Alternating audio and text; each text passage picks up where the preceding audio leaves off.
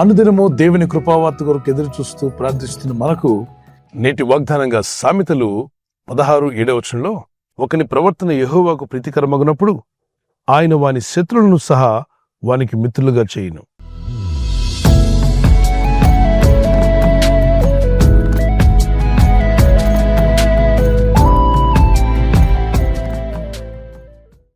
శత్రువులు మిత్రులు అవడమా చాలా కష్టమే. శత్రువులు ఎప్పుడు కూడా శత్రువులుగానే ఉండడానికి ప్రయత్నం చేస్తారు.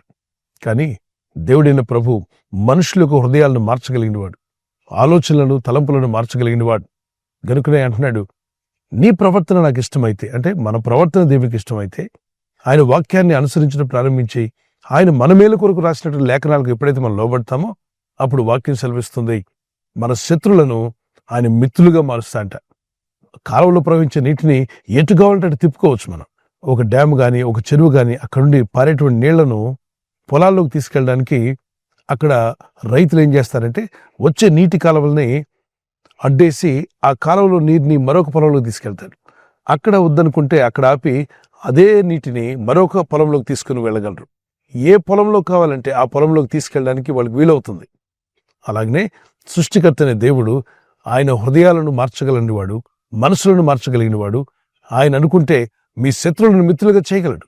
శత్రువులు ఉన్నారు, నన్ను అందరూ వ్యతిరేకిస్తున్నారు, నాకు నెగిటివ్గా మాట్లాడుతున్నారు, అందరు నా గురించే ఈ ఆలోచన పక్కన పెట్టి, దేవా నా శత్రువులను క్షమిస్తున్నాను, నా విరోధుల కొరకు ప్రార్థించమన్నావు, నన్ను హింసించే వారి కొరకు ప్రార్థించమన్నావు, ప్రార్థిస్తున్నాను ప్రభు అని మత్తయి సువార్త 5:40-45 వరకు, మార్కు సువార్త 11:25 మీ శత్రువుల కొరకు ప్రార్థించమన్నాడు. 23వ కీర్తనలో భక్తుడు అంటాడు, నా శత్రువుల ఎదుట నీవు నాకు భోజనపు బలను సిద్ధపరచదువు.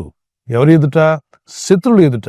సహజంగా మిత్రులు మనల్ని ఆహ్వానిస్తారు, మిత్రులు మనకు భోజనాన్ని ఏర్పాటు చేస్తారు, మిత్రులు సహాయం చేయడానికి ప్రయత్నం చేస్తారు.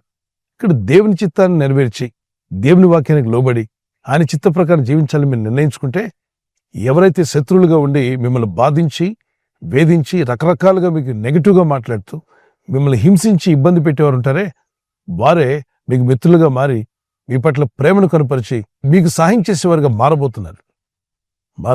మార్చగలిగిన వాడు దేవుడు. కనుక దేవునికి ఇష్టంగా జీవించండి, వారిని క్షమించండి. ఎప్పుడైతే మన శత్రువులను క్షమించి ప్రార్థిస్తామో మన శత్రువులను సహా మిత్రులుగా మార్చగలిగిన దేవుని దయ, దేవుని కృప మీ మీదకి వస్తుంది. దేవుని కటాక్షం వచ్చినప్పుడు యోసేపుకు శత్రువులుగా ఉన్న వాళ్లే మిత్రులుగా మార్చబడ్డారు. పాత నిబంధనలో రాహాబు ఆ దేశ సైనికులు వారిని వెతుకుతూ వచ్చినప్పుడు ఆ దేశానికి సంబంధించిన వ్యక్తే రాహాబు. ఆమె పట్టివచ్చు, కానీ యెహోషువ కాలేబులనే వారిని దాచి సైనికులు దొరకకుండా ఆ విషయంలో వారికి సహాయపడి ఎంతో మేలు చేసినట్టుగా మనం చూస్తున్నాం. శత్రువే, కానీ మిత్రులుగా ప్రవర్తించేలా దేవుడు చేశాడు. ఒక కీర్తన పాడుకుందాం పిల్లరా.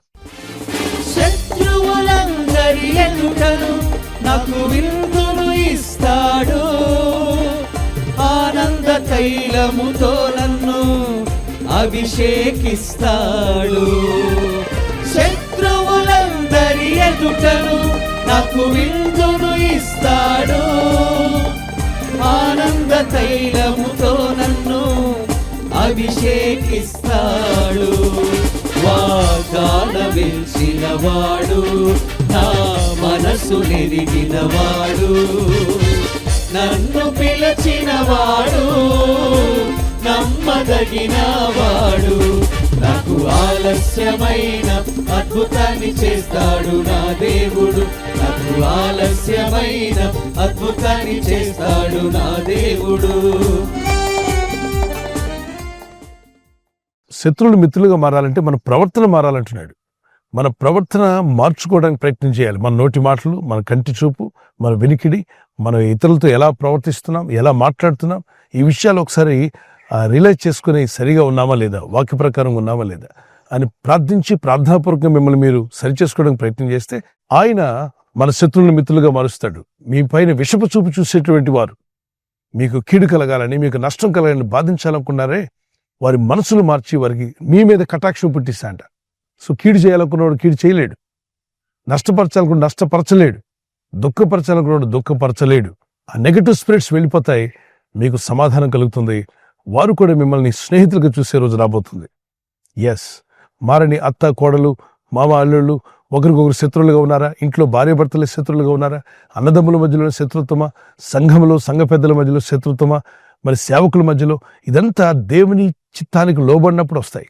ఆయన చిత్తానికి మనం లోబడి మన ప్రవర్తన మార్చుకుంటే శత్రుత్వాన్ని తొలగించి స్నేహాన్ని దేవుడు కలుగజేస్తాడు. మన శత్రువులను మిత్రులుగా మార్చగల దేవుని శైలిలో మన ప్రవర్తన మార్చుకుందాం. దేవునికి ఇష్టంగా జీవిద్దాం. మీ శత్రువుల ఎదుట ఆయన మీకు భోజన బలను సిద్ధపరచునుగాక. చిన్న ప్రార్థన. పరిశుద్ధమైన మా ప్రియ తండ్రి, అయా అనుదినము నీ కృపావార్త కొరకు ఎదురు చూస్తూ నీ శైలిలో ప్రార్థిస్తున్న నీ ఆత్మీయులైన నీ బిడ్డలందరినీ దర్శించండి. ఈ వాగ్దానం ఎత్తి ప్రార్థిస్తుండగా ఎవరైతే వారికి శత్రువులుగా ఉండి కీడు చేయాలని, నష్టపరచాలని, అవమానపరుస్తూ, గేలి చేస్తూ ఇబ్బంది పెడుతున్నారో వారందరినీ మీ చేతికి అప్పగిస్తున్నాం. మేము క్షమిస్తున్నాం నాయన.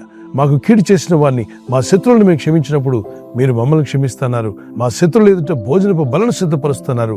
అట్టి స్థితి వీరందరికీ దయచేయండి. వీరి శత్రువులు మిత్రులుగా మారుదురుగాక. అయ్యా, మా ప్రవర్తన మీకు ఇష్టంగా మారుడుగాక. ఈ ప్రజల యొక్క ఉద్యోగాల విషయంలో, వ్యాపారం విషయంలో, బిడ్డల చదువుల విషయంలో, వారి వివాహాల విషయంలో, ఒక బిజినెస్ ప్రారంభిస్తున్నా, ఉద్యోగ ప్రారంభానికి వెళ్తున్నా, ఒక మంచి కార్యక్రమాన్ని ప్రారంభిస్తుండగా వారు చేస్తున్న ప్రయత్నాలు ఫలించలాగున మీ దూతలకు ఆజ్ఞాపించండి. ఎవరైనా హాస్పిటల్లో ఉన్నా, ఐసీయూలో ఉన్నా, ప్రభు ఎవరైతే సీరియస్ కండిషన్ లో ఉండి బాధపడుతున్నారో వారికి యేసు నామములో స్వస్థతను అనుగ్రహించండి.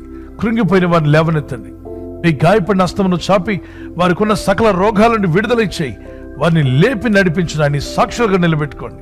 ఈ ఉదయకాలం ప్రతి రోగి యేసు నామములో స్వస్థత నొందునుగాక.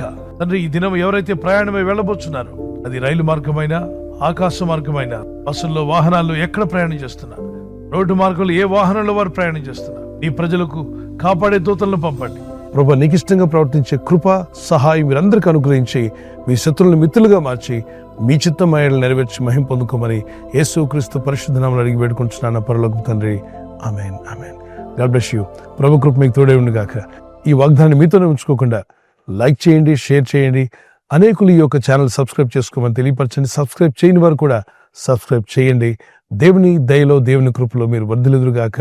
మన ప్రభువైన యేసుక్రీస్తు యొక్క కృపా సమాధానాలు మీకు, మీ కుటుంబాలకు సదా తోడే నడిపించునుగాక. ఆమేన్.